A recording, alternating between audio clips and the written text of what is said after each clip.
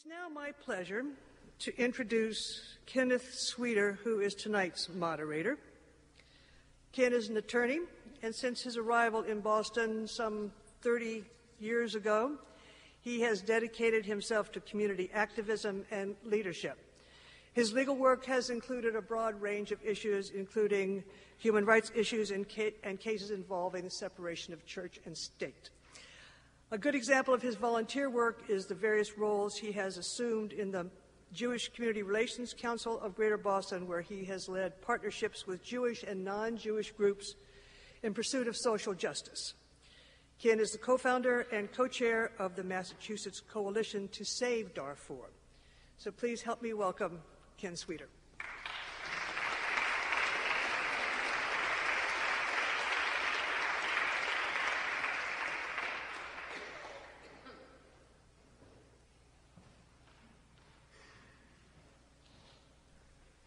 Thank you, Anne.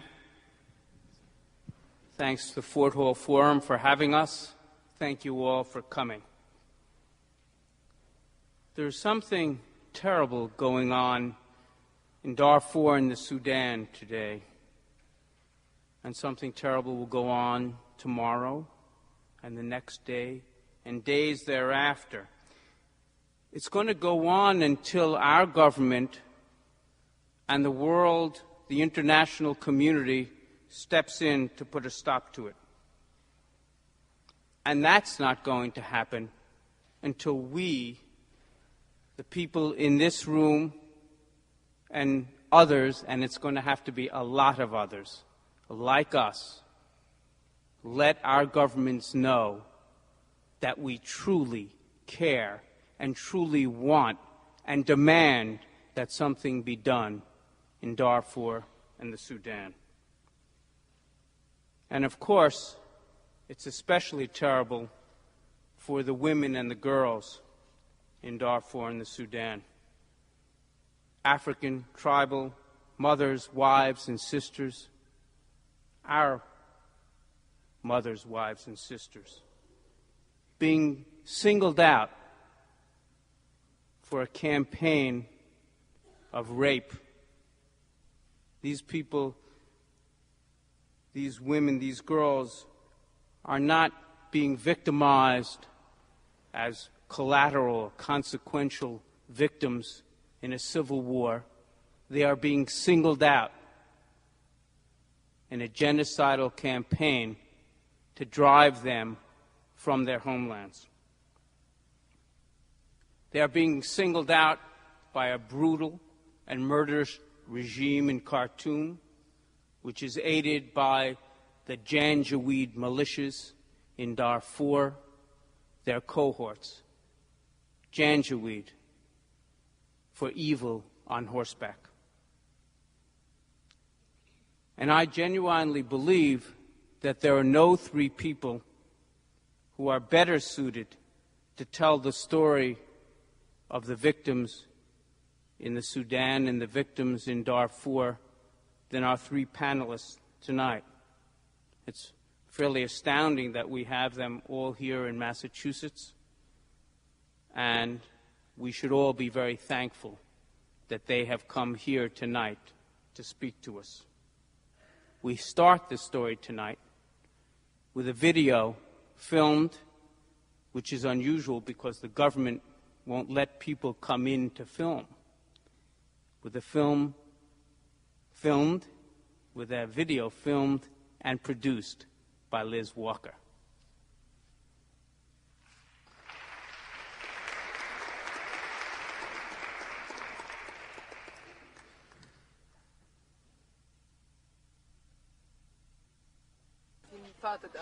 I will remember Samira's tears for the rest of my life. She cried silently that day while the rest of the women we met in the camp told story after story of abuse and rape that are weapons of war here in Darfur. Come to ask her, she has only 2 weeks, and all that man rapes these women. Raped this woman? Yes.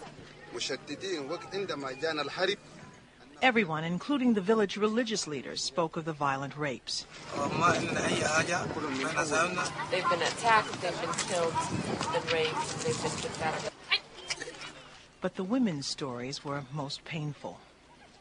She was beaten, and 7 of them beat me. These women could be in danger for speaking out about the attacks. Still, they want to talk. They wearing a soldier's uniform. They kill the people and collect the luggage of the people and beat the people. Before it was over, we all shed Samira's tears. We want the world to not forget Darfur. We see that the centerpiece of this conflict is violence against women. There's pervasive and brutal rape going on, village after village. And it seems to be an effort to really establish a deeply rooted culture of shame and humiliation, which again not only affects those individuals who are the recipients for the moment, but has an ongoing life of its own. So it affects the woman who's raped and her children and the children's children. Samira took me deep into the heart of the camp where she, her 3 children, her mother and sister now live. 13 members of their family were killed when their village was bombed. And now they exist in a crowded little hut made of plastic sheeting issued by Mercy Corps, the humanitarian agency that hosted our visit to the camps. It's nothing like their family home, where they once lived as farmers, cultivating sorghum, groundnuts, and fruit. Like thousands of others, Samira's family fled to this camp after a government plane bombed their village, destroying everything. And now Samira, like many other women in the camp, is the head of her household, a strange new position. David, a Mercy Corps worker, explained the family's plight. The thing that's sad to me, and I think that people are distanced from and outside of Sudan, is that these are families that didn't do anything wrong. They just lived in villages and had farms and lived their lives, and then they were forced out of their homes and had to live in these kinds of conditions. And until you understand that, imagine being pushed out of your house and having to live in a plastic sheeting tent in a very hot place. Linda, Gloria, and I came to Sudan to bear witness to all the suffering. But what we have suffered is nothing compared to what you are suffering. So we want you to stay encouraged and not give up.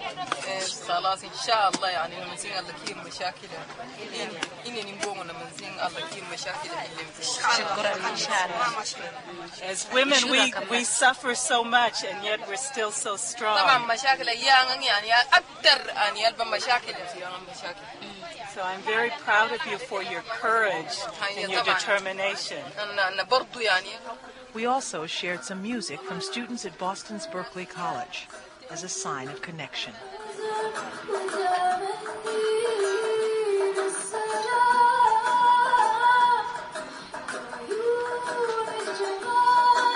One of the wonderful thing about women in Sudan is their real culture of resilience. They seem to have the capacity to continue to hope.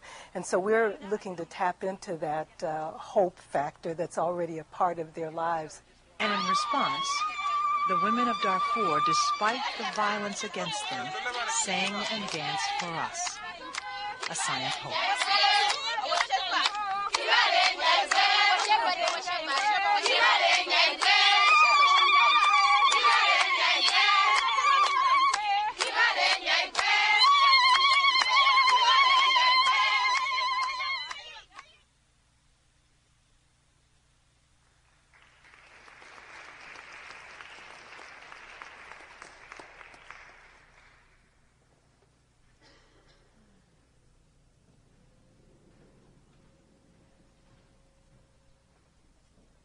As you can see, it wouldn't take, I think, any of us very long time to have a connection with those people. And they are at great risk of not surviving. Our panel tonight is Linda Mason, Liz Walker, and Gloria White-Hammond. And they're going to be speaking in that order. We'll go to about 7:30, and then we will have questions and answers till 8. Linda Mason is the chairman and founder of Bright Horizons Family Solutions. That's the largest worldwide provider of worksite early education. It's got more than 600 trial development centers in 40 states in the United Kingdom, Ireland, and Canada. It's got a very diverse clientele, including MIT, among other places. The company employs 17,000 people and serves more than 70,000 families. Bright Horizons was selected by Fortune magazine in January 2005 for the 6th time as one of the 100 best companies to work for in America. It was one of the first recipients of the Ron Brown Award for Corporate Leadership presented by President Bill Clinton.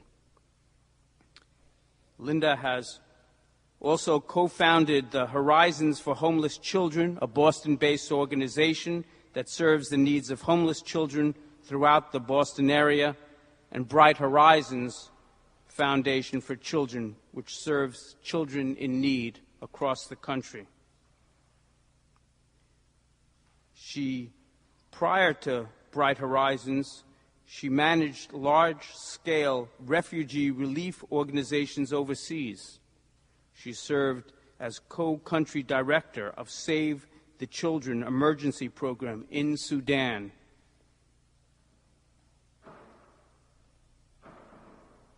Welcome, guys. We're glad to have you. Thanks for coming.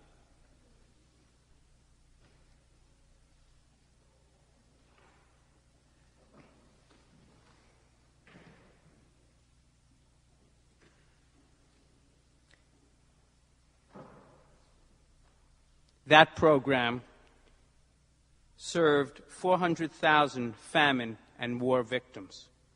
She also directed a large feeding program for children in Cambodian refugee camps along the Thai border. She co-authored the book Rice, Rivalry, and Politics, which analyzes the relief operation in Cambodia. You saw her on the film. She's been there. She's active. She gives of her time, her effort, and her vision. She's one of those entrepreneurs we have in this country who really try to do good as well as well. Linda Mason.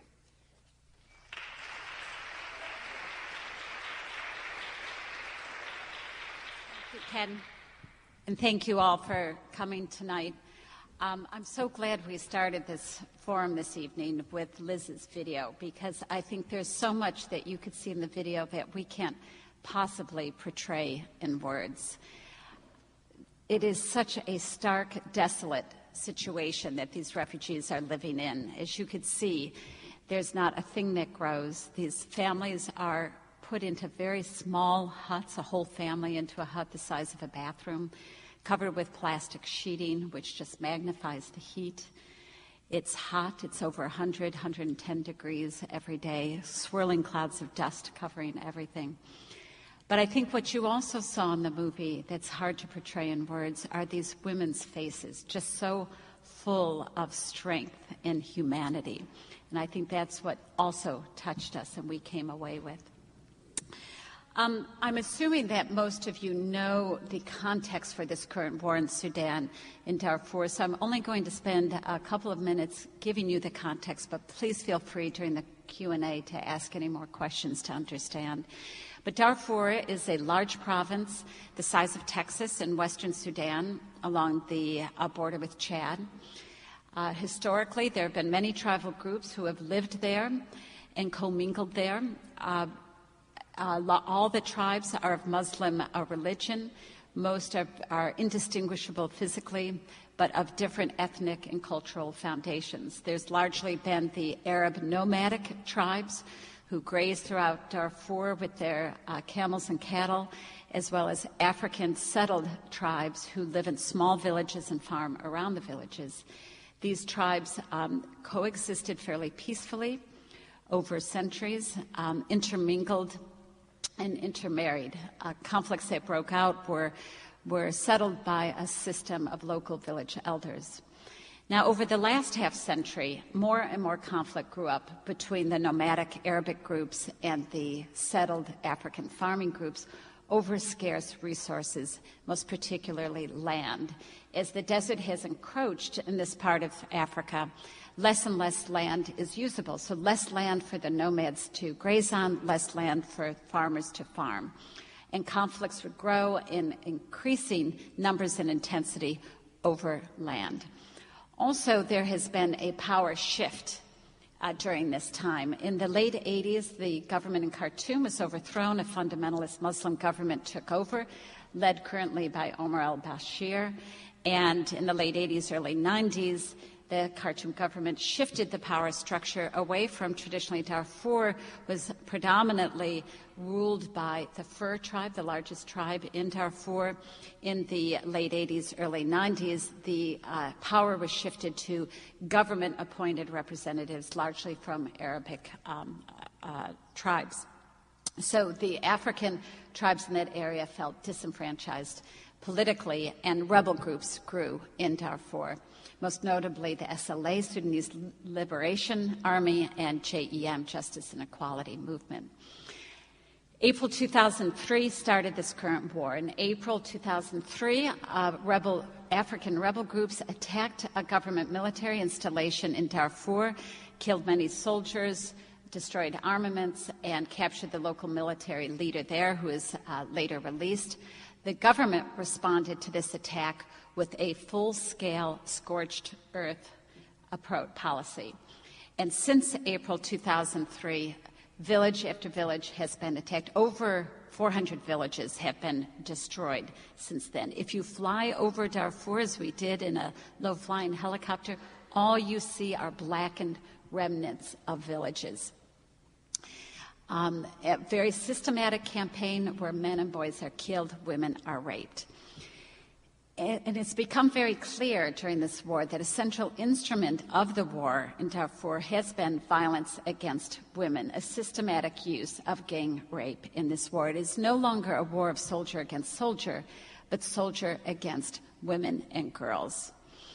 Last fall, a group of women in Boston got together to see ways that we could raise visibility and outrage around this genocide in general and the issue of violence against women. The three of us, as well as Ambassador Swanee Hunt, who's at the Kennedy School, and Renee Loth, the Boston Globe editor of the editorial page. And ultimately, Gloria, Liz, and I traveled to Darfur earlier this year in February under the auspices of Mercy Corps, an international relief organization which has a large presence in Darfur. Through Mercy Corps, we were able to access unimpeded refugee populations, which was quite unusual. The Khartoum government is suspicious and hostile of delegations that come on fact-finding missions. Very hostile to these delegations. Several delegations have been thrown in jail in Darfur for short periods of time, and always there's a government minder appointed attached to delegations that visit, so all conversations and activities are monitored. We were able to avoid this. We went in under the radar, went through Mercy Corps, and spent our days deep inside the refugee camps taking testimony from women. All in all, we talked to over 60 women.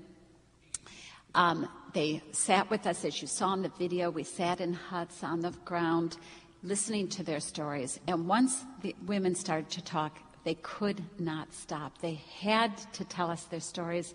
They had told their stories to no one else. Their hearts were just pouring out to us. These stories were of unimaginable horror. And 40% of the women we interviewed had been gang raped, beaten, and many of them branded.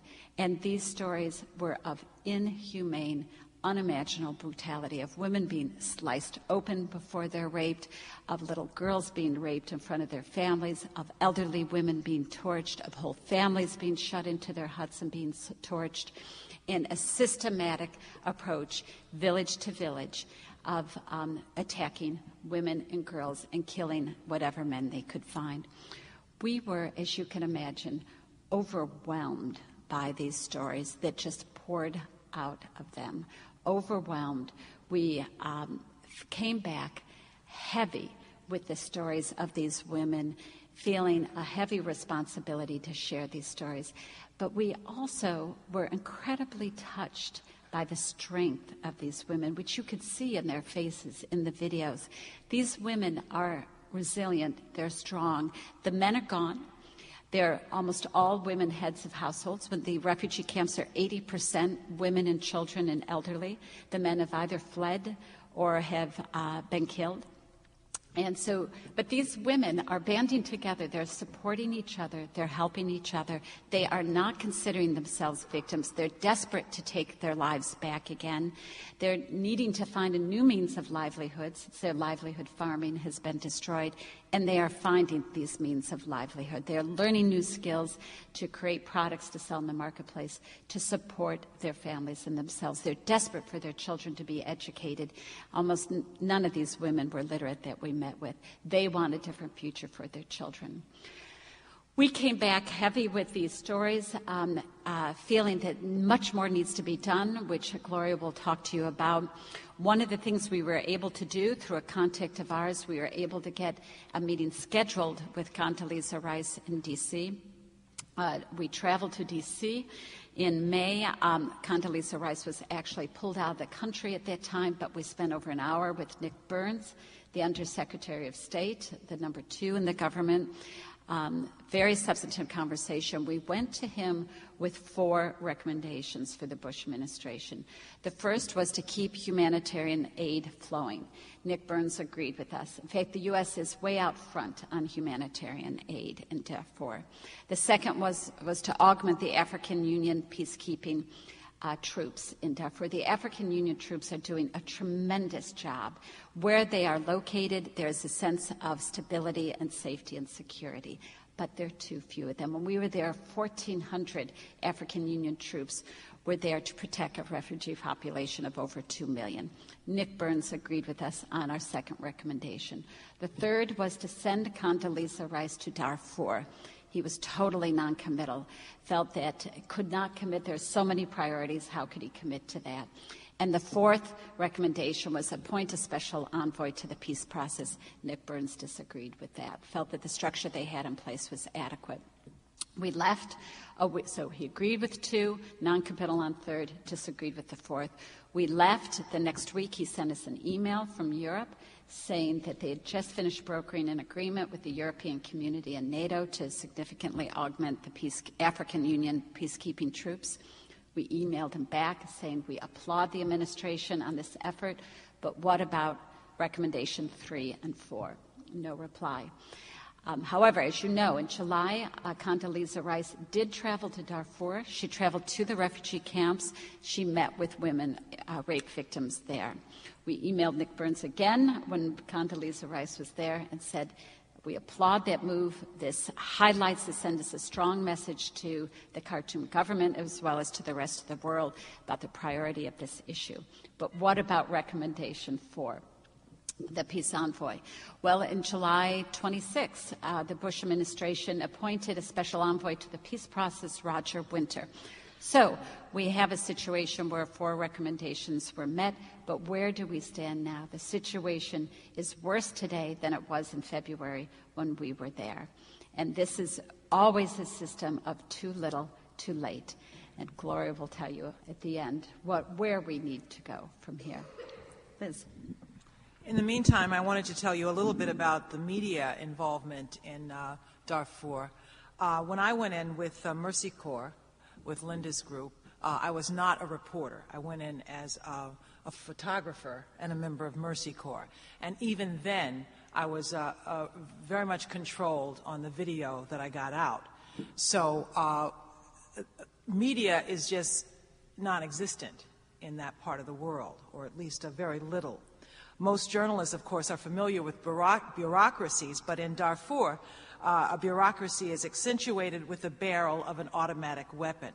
So when they tell you they don't want you to shoot video and they tell you they don't want the media, they're very serious. So every piece of video that I got out in this little 4 minutes is very special to me, because they don't allow it. I went to Darfur because I've been working with Gloria in southern Sudan since 2001. We went there to bear witness to allegations of slavery in the south. We went there in July of 2001, and what we saw was the remnants of a horrible civil war that pitted this Islamic fundamentalist government in the north in Khartoum against animist Christian and indigenous tribes in the south. This war has been going on for more than 21 years. So that was the first time that I went to Sudan. When we had this invitation to go with Linda, that was my third trip and Gloria's sixth, because we've been very much involved with the situation there. The most memorable thing I saw this past February was what you saw in the video, the situation in these IDP camps, these internally displaced people camps. There are more than 60,000 people in one camp in Nyala, and Zelenge, I think there were 70,000 people. But all these camps are these huge, sprawling affairs that you saw, where people are literally trying to hold on to life. They fled their homes, as I told you in the video, they're in a holding pattern until something happens. And I think what I left with was this sense of fear that is just prevalent all over Darfur, not only in the places that they've escaped from, their homes, but in these camps, the refugee, the IDP camps.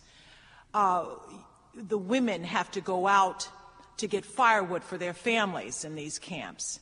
And, of course, as I said in the video, that's the scariest thing, because some man in uniform is going to attack them. They're very afraid of uniforms.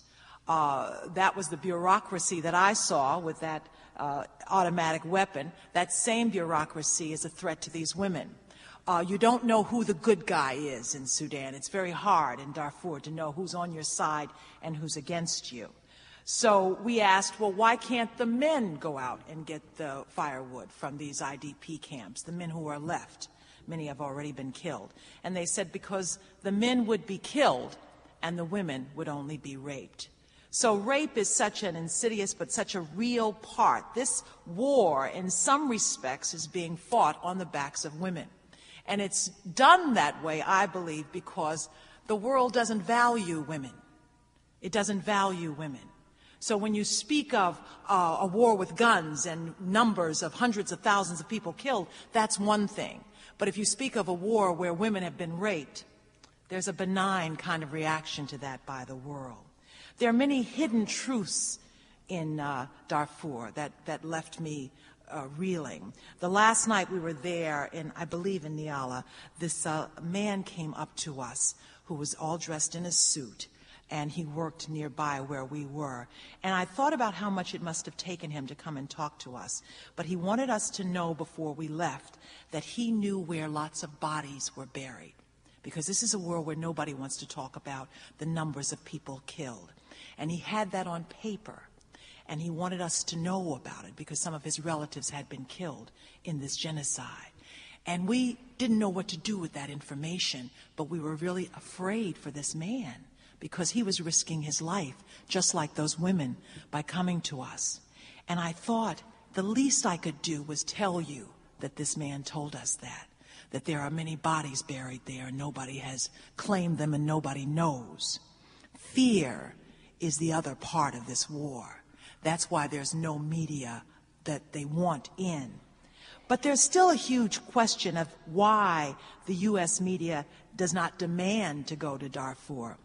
I was reading an article, Andrew Tyndall, this was on the website, who said, or on the internet, who says he tracks the weekday editions of NBC World News, of ABC World News, NBC Nightly News, and CBS Evening News, and he reports that not just Darfur, but all of sub-Saharan Africa has received a total of 67 minutes of coverage so far this year, from January to September. That represents about 2% of overall foreign coverage for these broadcasts. Now, just to let you know what that means, 67 minutes in that many months compared to 263 minutes of the coverage of Katrina in 1 week. Certainly Katrina deserved that, if not more, but that's 263 minutes of one story in a week, and all of Africa, not just Darfur, but all of Africa receives less than 2% of coverage from United States television stations.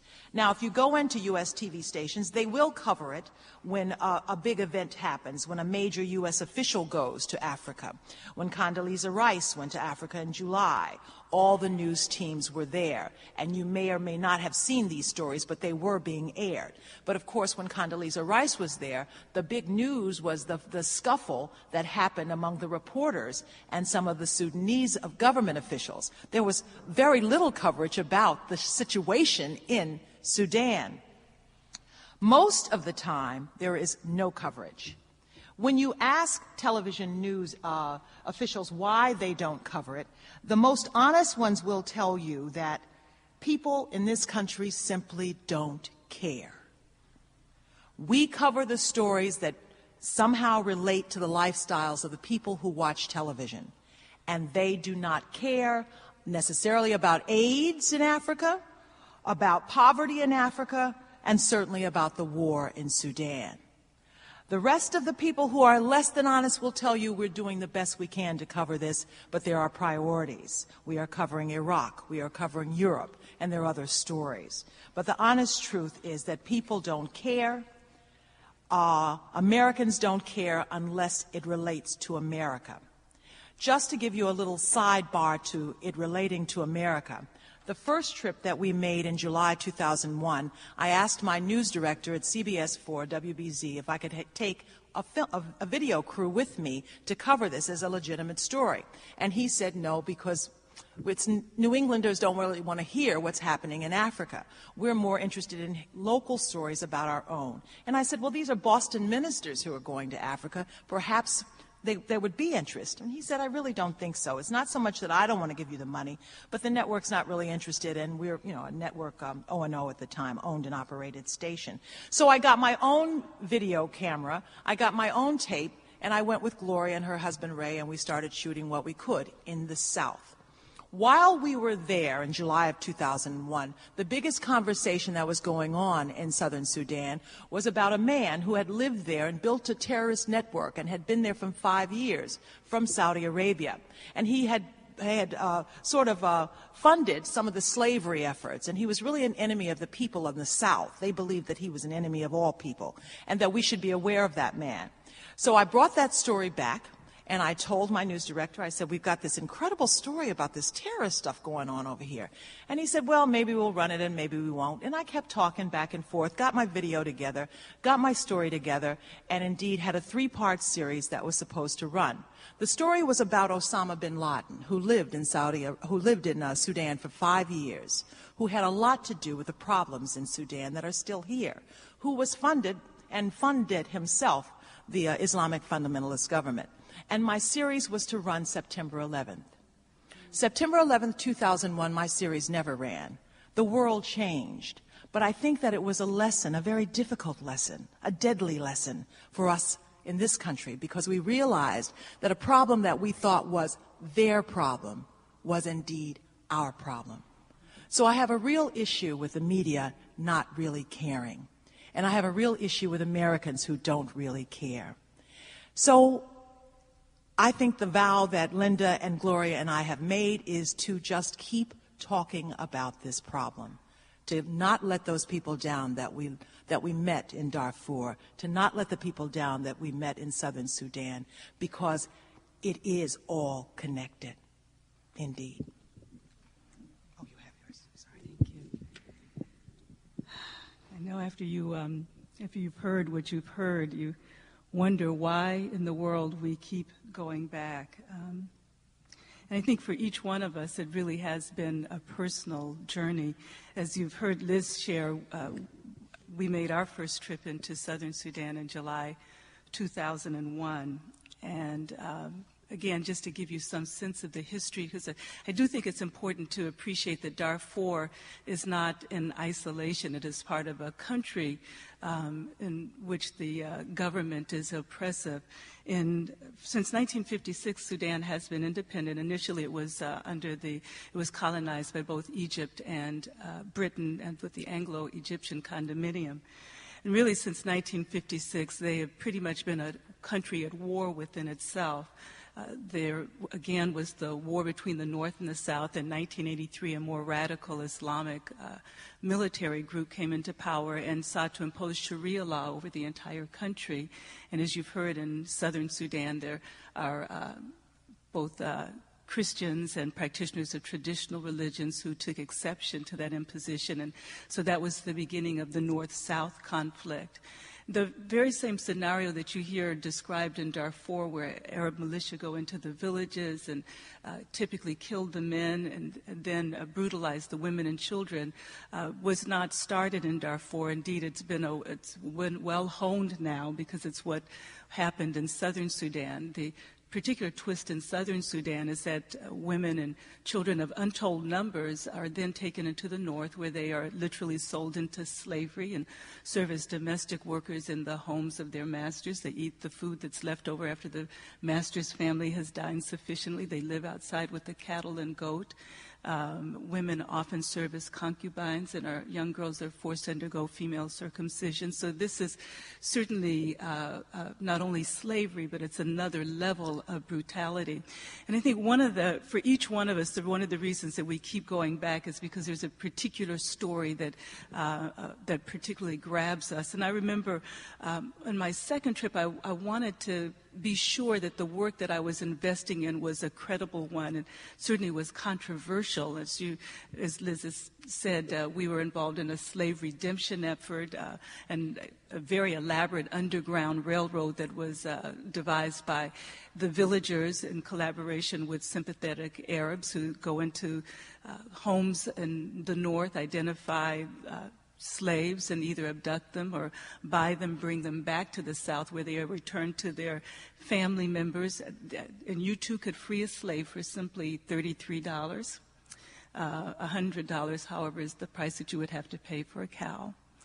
And I remember talking with one older woman who had been enslaved for some 10 years, and I had observed some of the scarring that was on her chest from some injuries that she sustained when she was trying to resist being raped. And I said to her, you know, people in America, first of all, not a lot of people understand what's going on here, and some who do would be critical of this slave redemption effort. What would you have me say to them? And she was just so poignant as she took her hand and held it to her face and said that she had survived in the north. It was very difficult, but she had survived. And she wanted me to go back and tell the American people that even though it was going to be hard now in the South, and she took her hand and then ran it through the soil, she said, at least here I will suffer along with my own people. I will suffer in a place where the soil is the color of my own skin. And so as I continued to go back, I often thought about that old woman and the challenge that she put for me. Now, the Chinese, it's been said that the Chinese symbol for crisis has two components. One is danger and one is opportunity. And we have certainly faced dangers. We have gone back and forth in Sudan, but we've also had a wonderful opportunity to, as we've shared, tap into the resilience and the sense of hope and determination on the part of the women. So one of our primary efforts in southern Sudan is a girls' school. And Liz and I will be going back again actually in about 3 weeks to visit the school, my Sister's Keeper School for Girls, at a primary school now of 300 young women who are determined to be the next generation that will lead Sudan to be restored to a country of peace. And when we visited them this past July of last year, the girls greeted us with a song which roughly translates into, now it's our time to be in charge. It's our turn to rule. So we are excited about tapping into that girl power. Nevertheless, the story doesn't end simply in southern Sudan. Again, there's the situation in Darfur, and you've heard so poignantly how what a challenge it is, but you've also heard, again, the stories of resilience from those women that we met. And I want to challenge you to join us. There's something for all of us to do in this fight. I'm going to share with you just briefly some of the recommendations that you might follow up with. First of all, it's important for you to educate yourselves, and so for us, whenever we speak, to see the audience filled with people is a tremendous source of encouragement to us. There are a number of different websites, and I'm going to just give you perhaps one that will serve as a wonderful link to the others, and that is the one for the Massachusetts Coalition to Save Darfur. So that's www.savedarfurma.org. And again, you can have several links that will take you to other places where you can learn about the situation in Sudan. One of the things that I would challenge you about is even looking through the definition of genocide. And you'll know that there's, relative to Darfur, there's been a lot of controversy about whether this is genocide or whether it's not genocide. For those of us who've been there, it's pretty straightforward. It absolutely is genocide.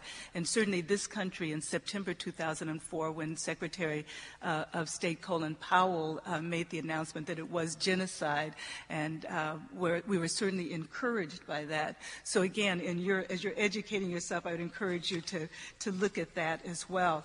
There are a number of wonderful think tanks in the country that have looked at what needs to be done, and one that I would refer you to is the International Crisis Group. That's a think tank that is based in D.C. I'm just going to briefly share with you their 5 recommendations. And again, we can talk a little bit more about this during our Q&A. Well, the first recommendation is to protect the civilians and protect the humanitarian aid workers. Oh, that is huge, and because obviously if there's no protection, then people are still at risk of being killed. And again, there's real appreciation for the African Union for their role, but they are their mandate is just too little, and there are too few soldiers. So one of the conversations that you'll be hearing as you're tracking this is the need to increase the number of African Union soldiers, but also to provide them with more resources. One of the ongoing conversations is, in fact, whether or not there should be a multinational force of soldiers, so not simply the African Union. There are many people who feel that they are ill-equipped to really rise to the occasion, at least at this point in their life, and so that there's a real need for other countries to come together and support them, and again, in the context of protecting the civilians. One of the real challenges now is that humanitarian workers are also being targeted. And so that means that some of the humanitarian groups are looking to pull out. That's a very serious situation. So again, that's one of the things that underscores the need to go in and to protect. One of the other recommendations is for accountability. Whenever a genocide has happened, we, especially in the wake of the Rwandan genocide and the wake of the genocide in Bosnia and Kosovo, there have been efforts to identify the perpetrators and to hold them accountable. That is certainly a critical move in order to prevent future genocides. We know that somewhere around the world today, someone is even cooking up a genocide even as we speak, so that we're looking for there to be more accountability. It's important to keep the peace process going. As you've heard Linda talk about, there are several different groups that are rebels that are fighting the government of Sudan. One of the biggest difficulties is bringing those people to the peace table. And quite frankly, so far that has not been successful. About 2 weeks ago, our government, which was serving as a broker with the African Union, tried to bring them to the peace table, and quite frankly, one of the rebel factions walked out. So that's there still needs to be ongoing pressure relative to that. It is important, and this writing is so teeny tiny, I hope I can see it. It is important to prevent new conflict in Sudan. And again, as you're looking at this issue, and I hope you will, you'll understand that not only is there the conflict in the north-south, which was recently negotiated, but there's also that ongoing conflict in Darfur, and also in eastern Sudan. There's another conflict brewing with the Beya people. And so you can just trust me, at any point in time, you may well hear that just like there's a genocide going on in Darfur, there may be one in eastern Sudan as well. It's important for you to contact your elected officials. Quite frankly, in Massachusetts, we are tremendously blessed because our congresspeople have been all on this issue. Our senators have been supportive. Our House of our representatives in the House have been supportive. Mike Capuano, for those of you who are in this district, please be sure to send him an email or write him a letter. He has been out front on the issue of Sudan even before Darfur. He was very supportive. What I will suggest to you, there are 3 other congressmen from 3 other states that we need you to target. So if you have a relative in Tennessee, tell your relative to call the office of Bill Frist. Bill Frist is the Senate Majority Leader. There is a piece of legislation that is pending in the Senate that what's called the Darfur Peace and Accountability Act. You know, they're getting ready to go to recess, and so there are a number of items that will not get addressed if they don't bring it to the floor. Make sure your friends in Tennessee call Bill Frist and tell him to get that Peace and Accountability Act out so that they can vote on it. The chairman of the Senate Foreign Relations Committee is in Indiana. That's Richard Lugar. Call up your great-great-grandmama and tell her to call that phone number and tell Richard Lugar, get that legislation out of that committee and get it to the floor. And then the third person that we would have you target is the congressman from Illinois, Congressman Hyde. Again, there is a piece of legislation in the House of Representatives that needs to get to the floor, so make sure you make those calls as well. You can also be in touch with the United Nations and with the United States. But this is, I want to close with a quote that has, I think is particularly timely when we get tired of well-doing and feel like there's nothing we can do or we'll leave it to somebody else. Martin Luther King, in his last book, made this statement. He said, "In this unfolding conundrum of life and history, there is such a thing as being too late. Procrastination is still the thief of time. Life often leaves us standing bare, naked, and dejected with a lost opportunity. We may cry out desperately for time to pause in her passage, but time is deaf to every plea and rushes on. Over the bleached bones and jumbled residues of numerous civilizations are written the pathetic words, too late." It's already too late for the 300,000 or so who have died in Darfur. It's already too late for the maybe 2.5 million who are displaced. It's already too late for the 40% of the 60 women that we talked to who have been raped. But our prayer is that if we all join our heads and our hands and our hearts, that we can make a difference for the women that we met in those camps, for those who yet survive. And I'm just foolish enough to believe that we can do it. I'm just foolish enough to believe that we can turn the tide and that history will record that we did not simply throw up our hands, but that we stood up and we spoke out and we were relevant. I just believe it. Again, we thank you so much for coming, and not only for coming, but for acting. Bless you.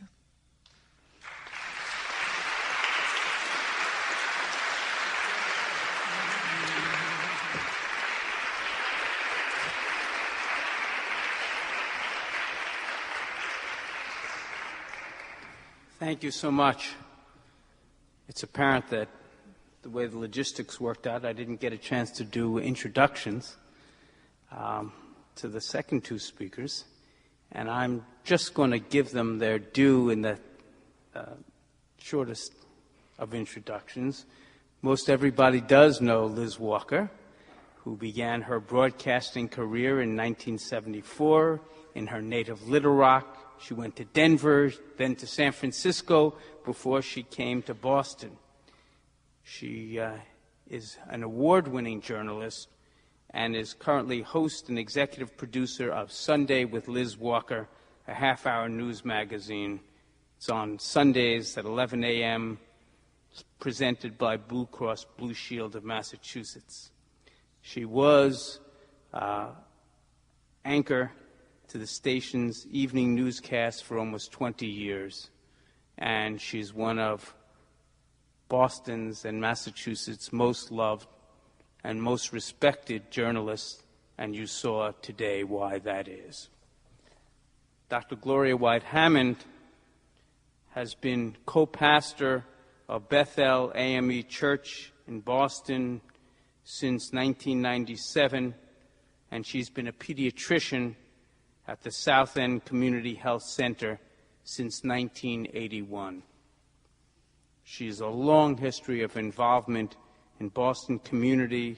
She's the founder and consultant to the church-based creative writing mentoring ministry called Do the Right Thing.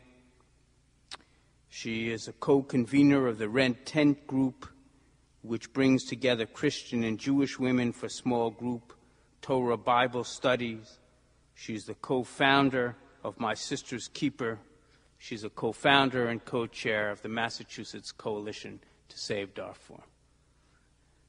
Now that I've given you a little rest from the difficult situation we all heard and which we all have to take in, I'll start with a question, and then we can have people line up to ask questions. Is there any hope?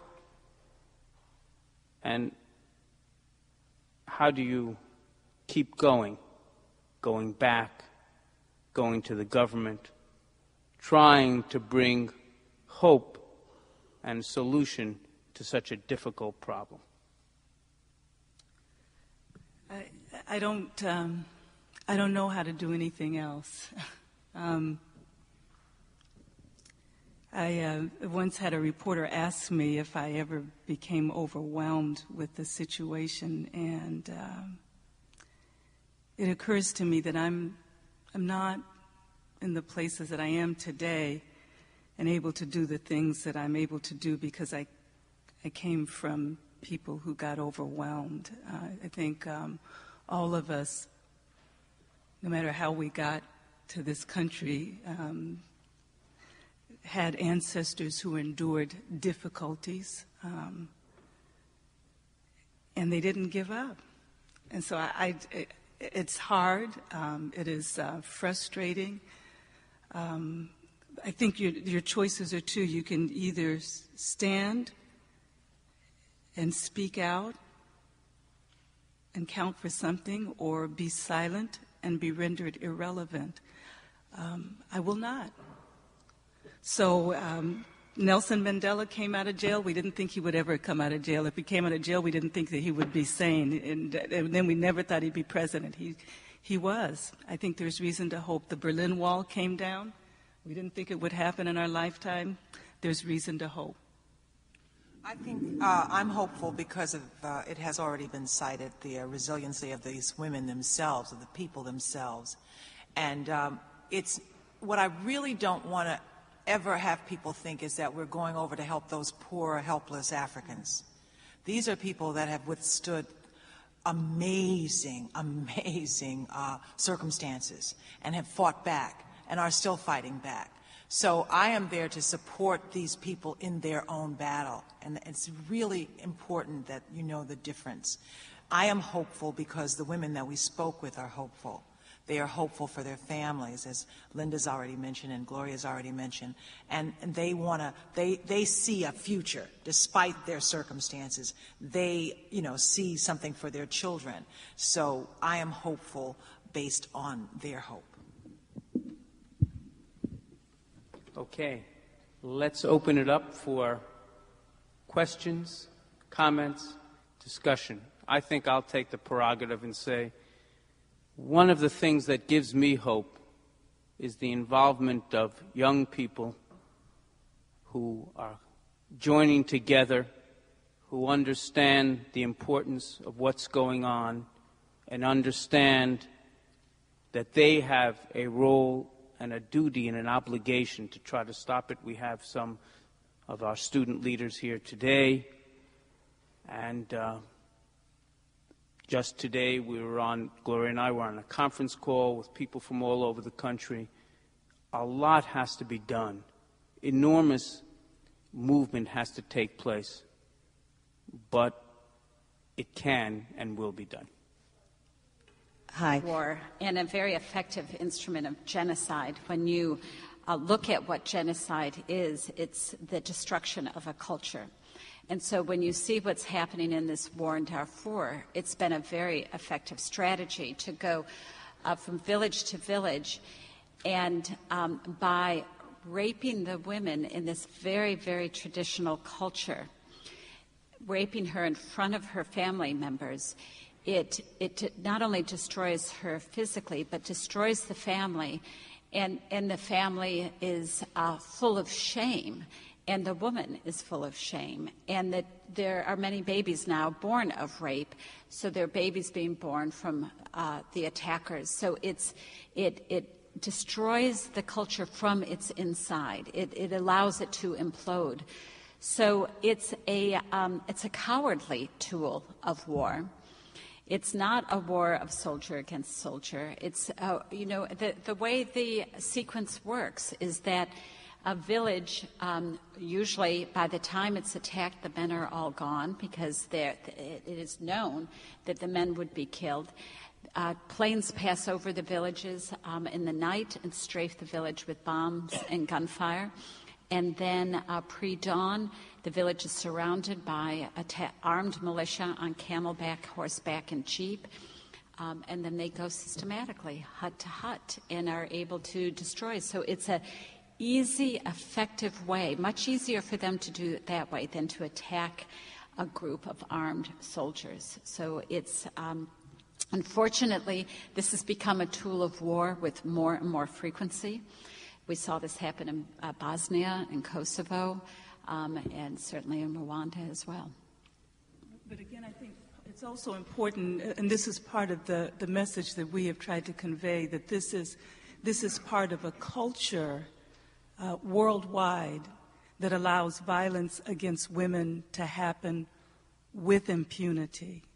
So the same spirit that drives the rape in Darfur is the same spirit that drives rape in Boston, Massachusetts, and domestic violence in England, and bride burning in India. So it is the same force. And so when the question is raised, why bother to care about these women in Sudan? It's because they are us and we are them.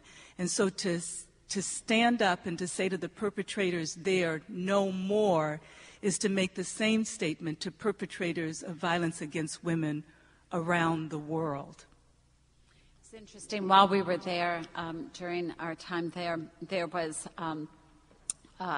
information that we got that the recent attacks, there were 7 villages that were attacked while we were there in the Sudan. And we heard information that the attacking militia were instructed to not kill men, because that is what's counted. How many are killed? We count the bodies that are the people that are murdered. So they attacked the villages. They pulled back on killing men and then raped with impunity because no one is counting the rapes. I have a few brief questions. Could you explain what is the relationship of Osman bin Laden to this area?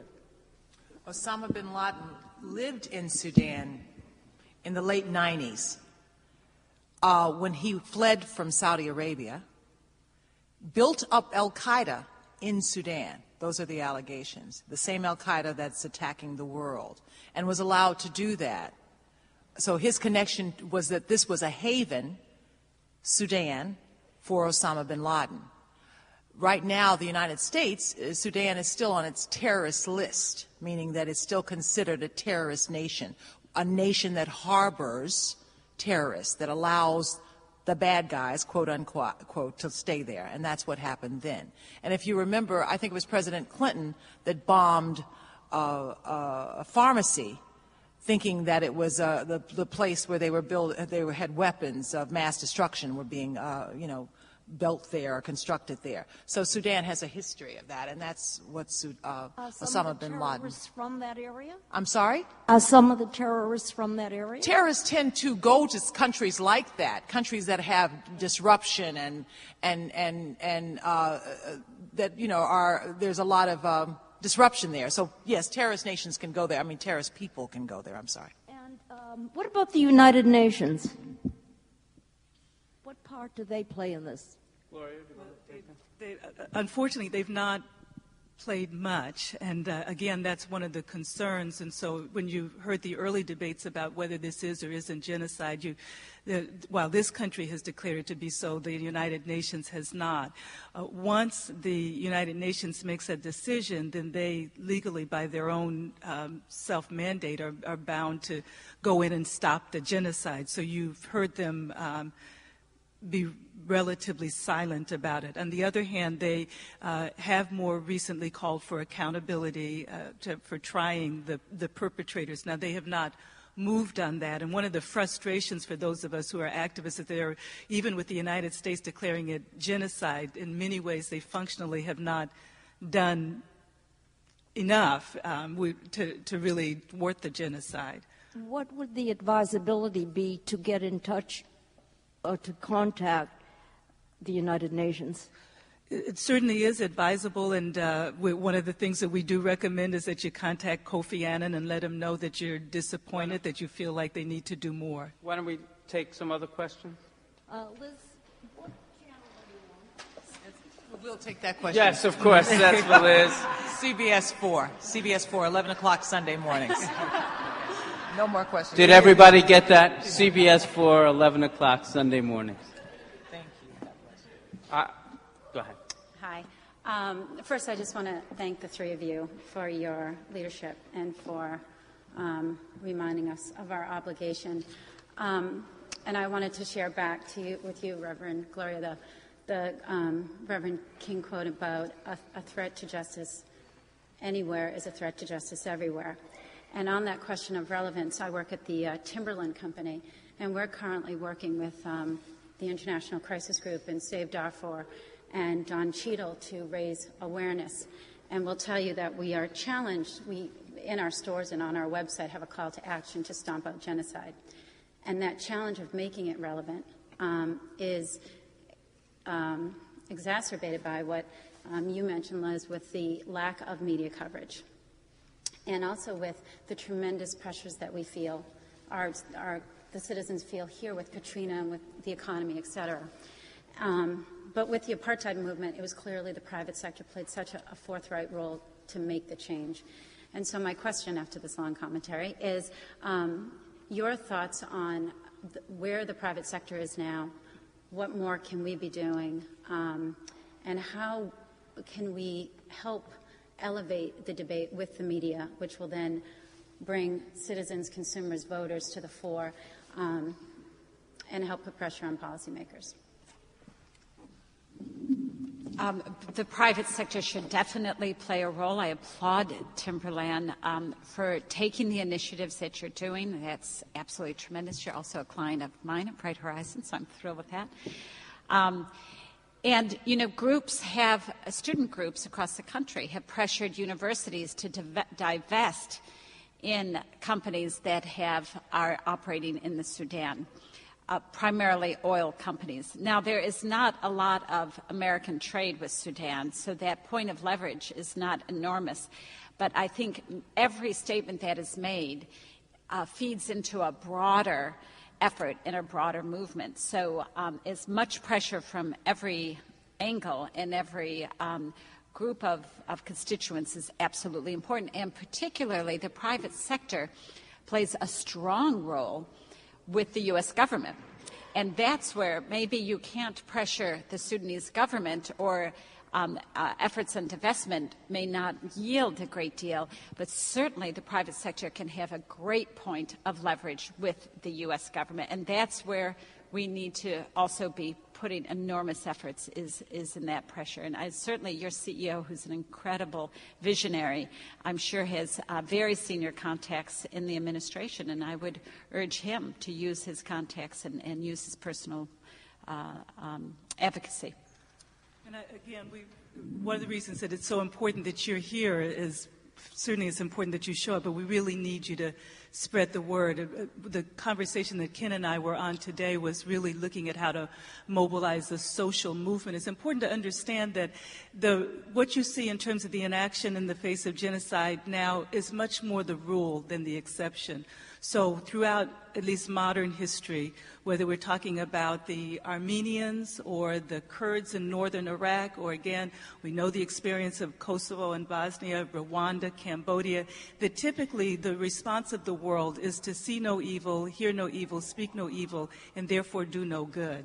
So what we are saying is that in order to change the way, to rectify the way the world responds to genocide, will require a social movement that is different from anything that we've ever seen before, one that clearly has to be international. Quite frankly, the credibility of the United States when it comes to telling the world about human rights on a scale of 1 to 10 in 2005 is about minus 33. So this has to be a global effort, and we've begun that effort of partnering with other European countries in particular. But we need everybody there. We need women. Women need to be outraged. We need African Americans. We need Latinos. We need everybody to be present and accounted for. April 30th, Sunday, April 30th, 2006, from 4 to 6 p.m. in D.C. will be a culmination of a number of measures that we'll be taking around action. So we need you to be there. And I was just going to add quickly, certainly your influence, which you've already mentioned, on young people, because this is a movement that can really be generated from college campuses, and just like the movements in the 60s when I was going to school. So your influence on young people is just amazing, and that's where you're doing the work, and that's where the work should be done. I'm just going to repeat the commercial. Go to the www.savedarfur.org website. And not today and not in the next couple of days, because it was just decided today, you will see information about a month of actions in April 2006, culminating in an April 30th event in Washington, D.C. Sir. Well, the situation in Darfur, of course, is exceedingly complex, historically as well as contemporaneously. You've already noted that the United Nations doesn't agree that it's genocide, hasn't officially termed it that. Neither does the African Union, it should be pointed out. But there is a human tragedy going on there, obviously, as you've already called attention to. But what bothers me is that there appears to be some ulterior political motives around the campaign to save Darfur. Because we can kind of simplistically characterize the government and its militia, which it's been misused and attacked itself, as quote-unquote Arab, even though they're only Arab culturally and not racially, that this gives an opportunity for certain groups to do a little Arab bashing. And the reason, of course, for that is to drive a wedge between the Arab countries and the African countries, as well, of course, as to kind of co-opt black Americans from supporting the movement for justice and freedom for Palestine, and to distract attention from the actions against Arabs in the illegally occupied Palestinian territories. So it's important, if we're going to do any good in Darfur, that these ulterior motives not be allowed to use these campaigns for ends directed in what you might call devious ways. Thank you very much. Do you have any comments on that, or do you agree, or have you seen that? We'll have groups comments. Like JCRC are noted to be Israeli apologists, and when they're sponsoring campaigns against Darfur... We gave you a chance. Okay. Thank you. Keep that in mind, please.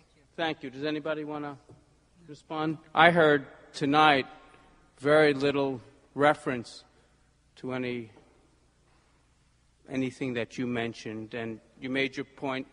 I'd like to go back to Darfur and Sudan. Yes, please.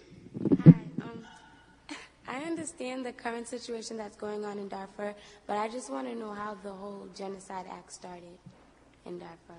How the whole what? Genocide started?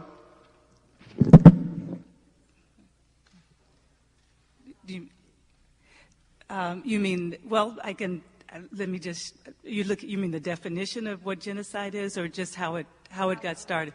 Well, the way it got started in Darfur is again, this government has been in power now for over 20 years. And in general, they've been, many people would say that they've been oppressive to a number of groups throughout the country of Sudan. In Western Sudan, in Darfur, as you heard, there have been some long-standing hostilities between different groups in Darfur. There are the people who are the shepherds, or the people who have the cattle and goats, who tend to be Arabs and Arab Muslims, and then there are the people who are the farmers, who tend to be African Muslims. And again, as you've heard, it is very, very complex, so that is the simplest way of explaining it. But it's not, there are many different layers to it, and that's why you'll hear us be reluctant to simply say it's simply this or simply that. But just to keep it simple, when there were some tensions between those two groups, the government tended to support the Arabs, who are the people with the cattle and the goats. And so when there was some, when one of the African groups attacked one of the bases for the government of Sudan, then the government of Sudan got upset about that, and they attacked the African troops back, and so now people are fighting against each other. But there have been long-standing hostilities, long-standing tensions between the two, and now they're acting that out, and people are killing one another, and in particular the government of Sudan. Like, you expect the government, if something happens in your house, you expect the government to protect you, right?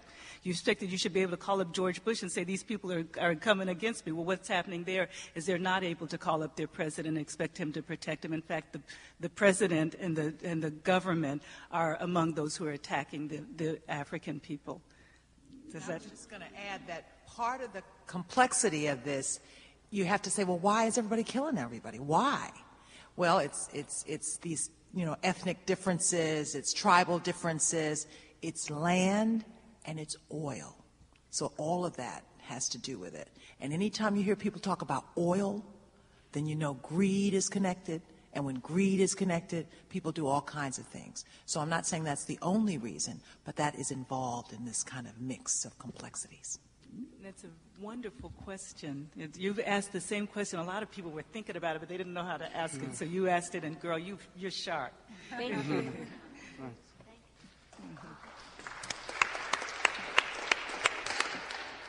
I'd like to thank you and applaud you also for your efforts. I have just a couple of questions. I wondered if there's any sanctions placed on Sudan at this point, either by, I assume by the United States, but maybe internationally? No, that's part of the Darfur Peace and Accountability Act. I think that sanctions is, I can't actually, well, there are many iterations of it. There are some sanctions, and there are some sanctions in the UN, but nothing with much teeth to them so far. And nothing that they're really following through with. Yeah, the UN passed a very weak resolution last March that included sanctions, but it was really targeted towards individuals, saying those individuals who are responsible for the perpetration of these crimes should have their assets frozen and should not be allowed to travel. So it is not against a government, and there's no enforcement of the very muted sanctions that were imposed. And just my other comment, because I've read many articles through the last probably 10 years about the lost boys of Sudan, and they're residing in Boston, and stories have been done. It touches me a little.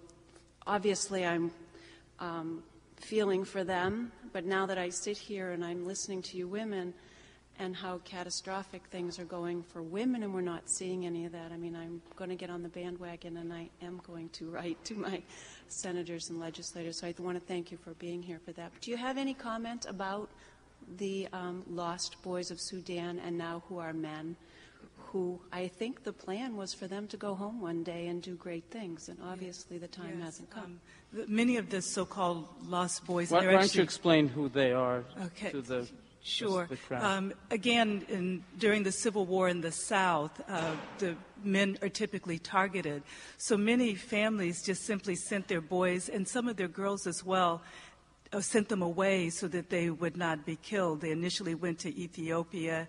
Then when conflict broke out there, they came back through Sudan and then on to Kenya. There are thousands of them, and thousands of them have also died. So they literally left their homelands when they were like 7, 8, or 9. And so those are southern Sudanese. And about maybe 4 or 5 years ago, I don't know, I can't remember the number, were granted refugee status, and many of them are here in the United States. One of the really exciting things, again, relative to our work with My Sister's Keeper, is we have just hired a program director who is going to oversee the development of the school. And she's a young woman who is Southern Sudanese, who has not been home since 1993 when she left. And she will be going back with us in December. We asked her, what is she going to do when she gets on the land? She said the first thing she'll do is get off the plane and kiss the soil. So we're very excited to be able to go back to the women of Southern Sudan and let them know that we have brought their daughter home again, and she's come to help them. Thank you. Yes, sir. I have 3 questions.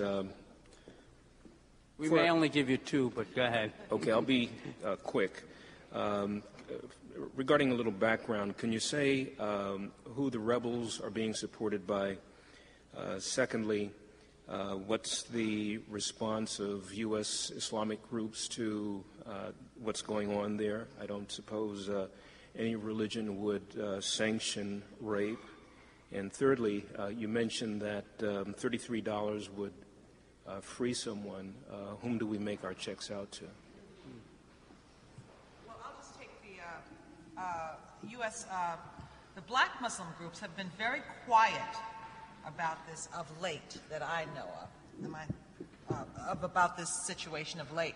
I know when we went in 2001, we received a lot of criticism from the local black Muslim group here about our trip. The Nation of Islam, I'm sorry. And that's all I've heard from. And that's all I can speak to. And the other question, I'm sorry, was about who supports the rebels. The rebel, I don't know if I can take that one, because I think I know that up until a certain point, the rebels were in the South, because there was a rebel group there, were fighting with spears, and so they were really kind of like undergunned, undermanned, and everything in this war, yet they've held off the government for 20 years. But you can speak more specifically. Yeah, well, they are getting support and funding from groups in Chad and in Libya. Those are the 2 major sources of support for rebel groups, but they're a very underfunded group. I'd like to speak. And the $33. Who's the pastor? Are they still buying? Actually, since the cessation, the signing of the Comprehensive Peace Agreement, that whole process is no longer. So many slaves are simply returning home without the involvement of money. That was in the South, the enslavement. Darfur is in the West. And I just want to say that when you hear about rebel groups fighting with each other and fighting with the government, please remember there are innocent civilians, 2.5 million displaced in Darfur. And no matter how complicated somebody talks about this as a civil war, we still have an obligation to protect the civilians there. It's up to us, up to the world community, up to the United States to protect the civilians, even if there's one rebel group and another rebel group and they're fighting the government. There are these people, civilians, innocent people, who only want to live, be protected, get back to their homelands. One thing that's very important to understand is that there are no good guys and bad guys in this conflict. That the rebel groups, you may think they're fighting to protect their villages that are being rampantly attacked by government forces and government-backed forces, the Janjaweed. That is true. But the rebel forces have also been attacking civilian groups. The rebel forces were the ones who attacked and killed 5 African Union troops in September and have attacked humanitarian relief convoys. So there's no innocent party in this conflict. Other than the civilians. Yeah, obviously. First, I'd like to thank you for your efforts in this. I applaud them.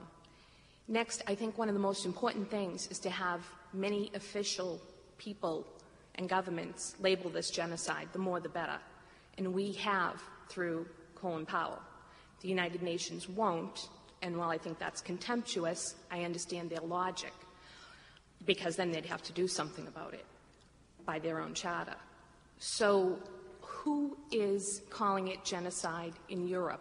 Do you have European counterparts to your group? And there isn't a way really to pressure businesses too much, American businesses, the way we did something about apartheid. You know, don't buy Shell, don't support Sun City. I remember all of those, and that's like 20 years ago. Are there European businesses that could be pressured? Thank you. And unfortunately, I don't know the exact names, but there are a number of countries that do that operate oil fields in Sudan. China, Korea are. And unfortunately, I don't know those names. There was one company that was based in Canada, Talisman, and again, because of the objections of American people and Canadian people, they eventually sold that company because they were. Actually, somebody had initiated a lawsuit against them. So part of our challenge in terms of making this social movement is really trying to think through what are those kinds of measures that we can take, that large numbers of us can take to have a greater impact. I think, did you have one last question? We're going to give it to you. I don't know if you mentioned before where the soldiers that are raping the women are from. I had that question. And also, will the Sudanese women, will they go back to farming? Or you mentioned that they would be selling products and stuff like that, or they're looking for work? That's a very good question for us to close on. Yeah, thank you. The soldiers that are raping women in the village-by-village attacks are largely government-backed militias called Janjaweed, which, as Ken mentioned when he opened, is defined as evil horsemen. So they're government-backed militia by and large. The women are desperate to go back to their villages and to reclaim their land and reclaim their livelihood. But there is no way they can go back. First of all, their villages are completely destroyed. The lands are burned, their huts are burned. They have no assets whatsoever. The wells are stuffed with corpses. They're contaminated. There's no way there's nothing they could go back to. And it is a violent, lawless atmosphere now in Darfur that if you step out, even in the camps, there are attacks within the camps where marauders just blatantly come in the camps at night and attack. But if you step outside the camps, you'll most certainly be raped. So there is no way they will leave these camps until there is safety and security. So as Ken did mention, the most important thing right now is security. Security. But the women aren't waiting. They're such resilient. This is a culture of amazing resilience that these women have, over the centuries, developed a capacity to be resilient. When you travel in Darfur, you can't, even in good times, understand how can you eke an existence out of this really desolate land. But they do. And so women are learning new skills. They're learning to weave baskets, make soap, make pasta, make stoves, gather firewood, and sell in the marketplace. So they're industrious, enterprising, and resilient, and they're finding ways to provide for their families. Thank you. Great question. Thank you very much.